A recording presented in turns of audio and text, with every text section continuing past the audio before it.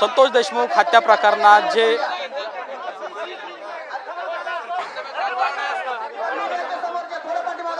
सरकारी वकील उज्ज्वल निकम यांची संतोष देशमुख हत्या प्रकरणात नियुक्ती करावी,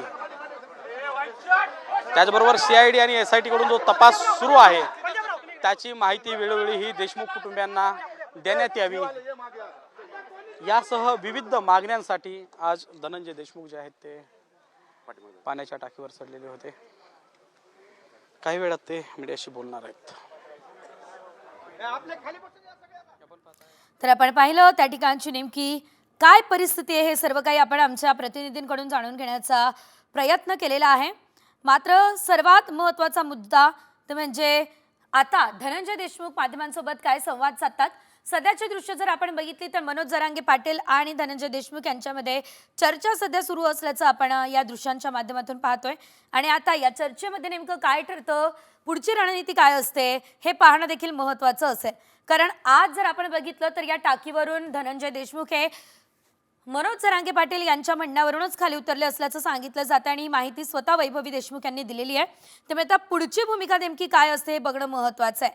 खरं तर बीड जिल्ह्यातल्या मस्साजोग गावचे सरपंच संतोष देशमुख यांची हत्या झाली आणि त्यानंतर राजकारण मोठ्या प्रमाणात तापलं असल्याचं आपण पाहिलं होतं। काही राजकीय धागेदोरे सुद्धा या प्रकरणात आहेत असं देखील म्हटलं जात होतं आणि राजकारणातल्या अनेक मोठ्या नावांची देखील या ठिकाणी रीग लागली होती, उल्लेख खरं तर झालेला होता। आणि त्यातच आता मस्साजोगच्या सर्व ग्रामस्थांसह धनंजय देशमुख अर्थातच संतोष देशमुख यांचे बंधू त्यांनी आक्रमक पवित्रा घेतला, पाण्याच्या टाकीवरती चढून आंदोलन सुरू करण्यात आलं।